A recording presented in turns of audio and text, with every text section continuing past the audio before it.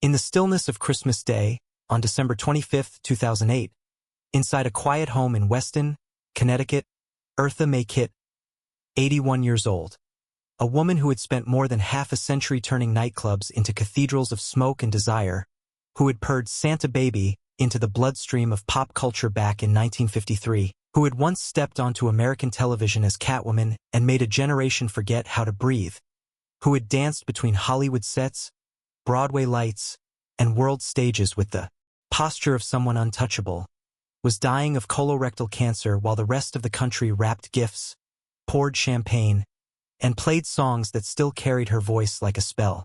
Outside, the holiday kept moving, cheerful and loud, but in that room the applause was gone, the spotlight was gone, and the only thing left was the sound of time itself. Quiet, relentless, unnegotiable. How does a woman who made Christmas sound like temptation end up leaving the world on Christmas Day? And what happens to a legend when the mask that once protected her becomes the very thing that traps her? When one sentence in one glittering room can turn applause into exile, and the world that adored her decides it would rather remember the fantasy than face the human being underneath. This is the story the cameras rarely stayed long enough to tell. The rise, the rupture, the long, stubborn survival, and the final Christmas when Santa Baby finally went quiet. Long before Eartha Kitt became a silhouette of elegance under hot stage lights, before the press called her exotic, dangerous, unforgettable, she was a child growing up in the rural South, born in January 1927 in South Carolina, raised in poverty, moving between households where love was conditional and safety was never guaranteed.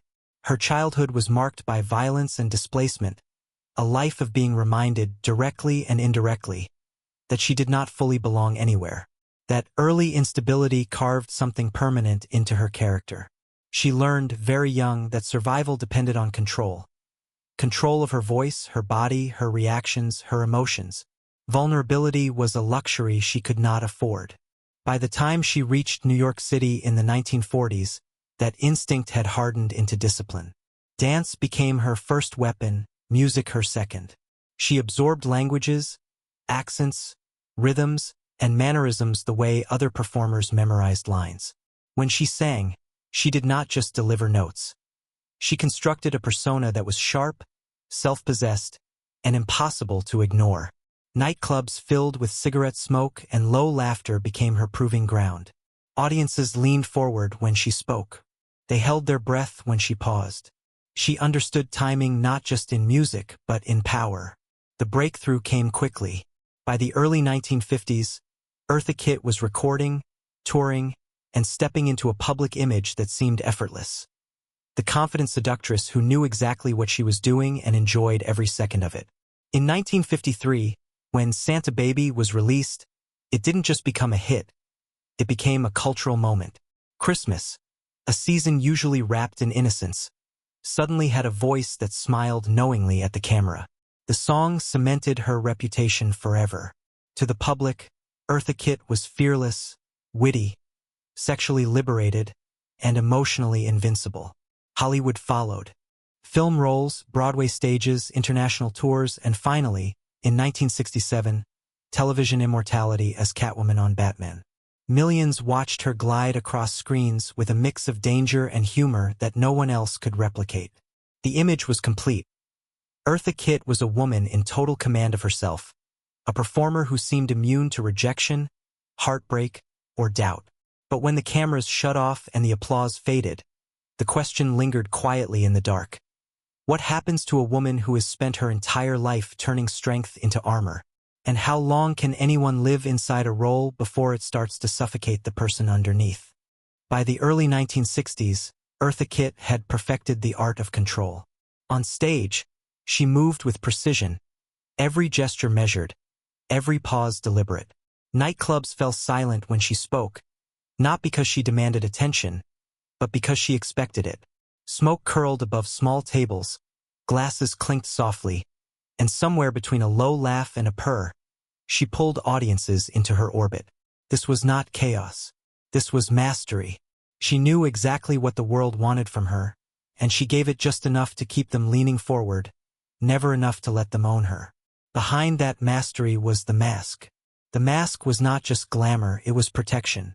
kept questions away, kept pain contained. It allowed her to survive in an industry that had little patience for women who spoke too plainly or hurt too visibly. To the public, Eartha Kitt never seemed lonely. She traveled constantly, performed relentlessly, and appeared to exist in a permanent state of motion. Stillness was dangerous. Stillness meant memory. But cracks always form where pressure is constant. The first signs were subtle. Long nights after shows where she stayed awake instead of sleeping. Conversations cut short before they reached anything personal. Relationships that burned brightly and then vanished without explanation. Friends noticed that when the laughter stopped, so did the warmth. She was not cruel, she was guarded. Years of instability had taught her that attachment came with a cost, and she had no intention of paying it again. By 1967, at the height of her visibility as Catwoman, Eartha Kitt was both a symbol of liberation and an anomaly Hollywood did not fully know how to handle. She was intelligent, outspoken, multilingual, politically aware, and she did not soften herself to make others comfortable. That discomfort was tolerable as long as it stayed within the safe boundaries of entertainment. What no one was prepared for was what happened next. On January 18, 1968, Eartha Kitt walked into the White House for a luncheon hosted by Lady Bird Johnson. The room was filled with well-dressed guests, polite smiles, and an unspoken agreement that certain topics were not meant to disrupt the atmosphere. Outside that room, the Vietnam War was tearing families apart. Inside it, the expectation was calm, gratitude, silence. When the conversation turned toward the war, Eartha Kitt did not perform. She did not deflect. She spoke. She talked about young men being sent away, about children growing up without fathers, about the cost paid by people with no voice in policy rooms like this one. Her words were emotional, direct, and deeply personal. Some say her voice trembled. Others remember the tension thickening as she spoke. What mattered was not the exact phrasing, but the reaction. The room froze. Smiles disappeared. Eyes lowered. In that moment, something invisible but permanent snapped.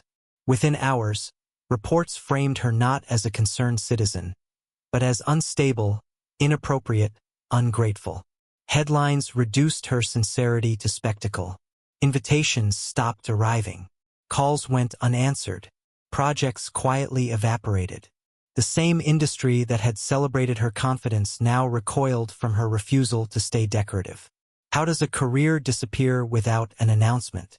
How does applause turn into absence without a final bow? Eartha Kitt was effectively exiled, not by law but by reputation.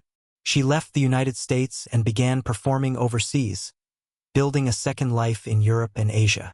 The stages were smaller, the audiences different, but the work was real. She survived not because she was welcomed, but because she was resilient. Still, exile leaves marks. Every success abroad carried the knowledge that home had closed its doors. Years passed. She aged. She adapted. The industry slowly softened, as industries do when time blurs responsibility. By the 1980s and 1990s, she was invited back, not fully embraced but acknowledged. Broadway, voice roles, guest appearances. Enough visibility to suggest redemption, not enough to erase the damage. Then came 2006. A diagnosis delivered in clinical language, stripped of drama, colorectal cancer. No audience, no spotlight, just appointments, treatments, and the private reckoning of a body no longer willing to obey. The woman who had spent her life in command now had to negotiate with her own mortality. She continued working when she could. She smiled when expected. But the rhythm changed. Time slowed. Days blurred together. The mask grew heavier. And as Christmas approached in 2008, the irony was unavoidable. The song that had defined a season now echoed everywhere except in the room where its singer was running out of strength. What does it feel like to hear your own voice played endlessly while your body prepares to let go? And when the world finally stops asking for you to perform, who are you allowed to be? After the diagnosis in 2006, life began to narrow. Not dramatically, not all at once, but in quiet concessions that accumulated over time. Appointments replaced rehearsals. Waiting rooms replaced dressing rooms. The language around her shifted from bookings and reviews to test results and treatment schedules. Eartha Kitt did not announce her suffering. She had never believed in broadcasting weakness. Instead, she adapted the way she always had, by tightening control, by keeping the details private, by refusing to let pain become a spectacle. Friends noticed changes in the smallest routines. She canceled appearances with little explanation. Travel became exhausting rather than exhilarating. Long conversations shortened. She conserved energy, not just physically, but emotionally. The woman who once commanded rooms with a glance now chose silence over persuasion.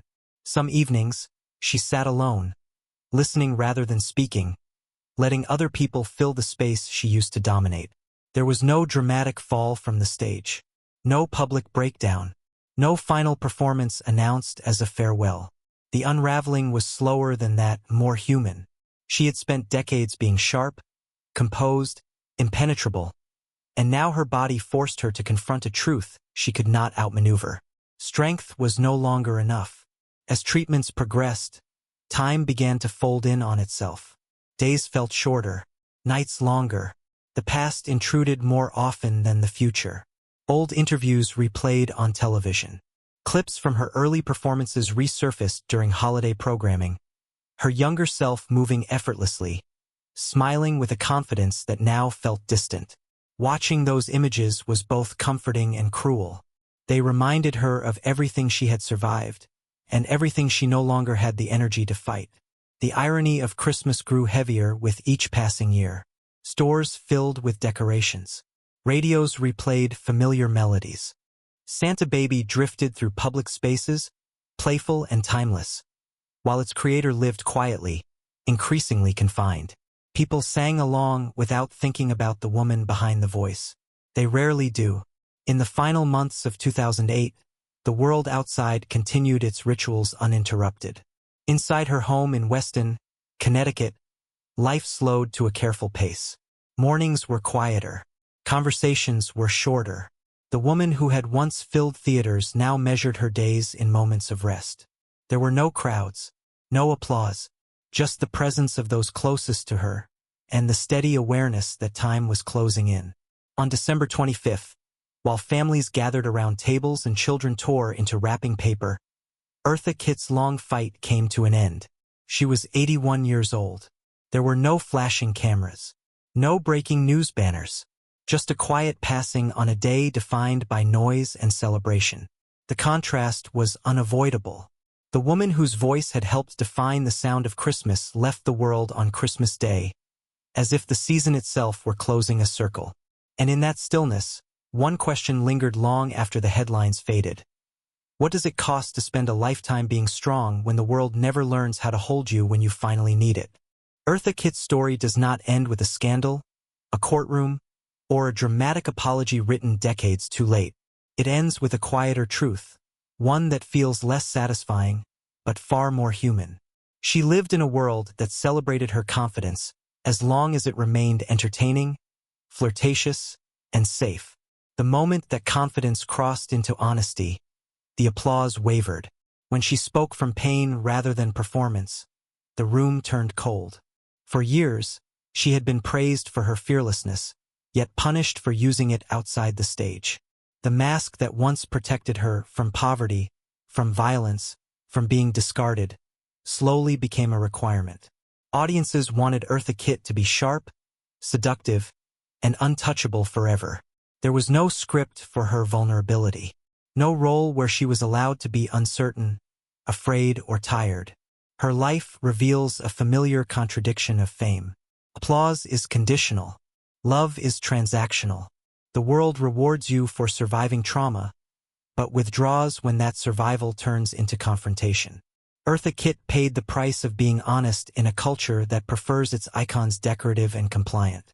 She paid again by carrying that cost alone. In the end, it wasn't failure that defined her final years, but endurance. She outlasted rejection. She outlasted exile. She outlasted an industry that tried to erase her for saying something inconvenient at the wrong table. And when her body finally gave out, it wasn't because she had been weak, but because even the strongest masks cannot protect you forever. Her story asks an uncomfortable question. What do we really admire in our legends? The courage to survive, or the silence that makes us comfortable? Christmas comes every year whether we are ready or not.